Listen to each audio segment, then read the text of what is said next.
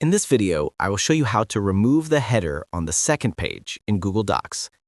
As you can see, I've added a header on the first page, which doesn't appear on the second page.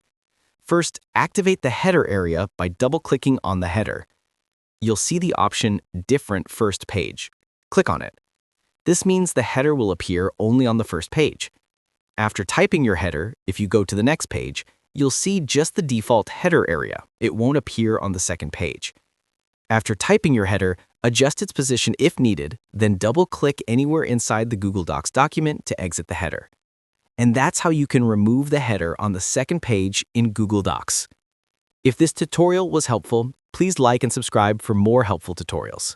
Feel free to reach out if you encounter any issues during the process. If this video helps you out, please leave a like and subscribe. Comment below if you have any questions. If you need further assistance, consider hiring a professional using the link in this video below.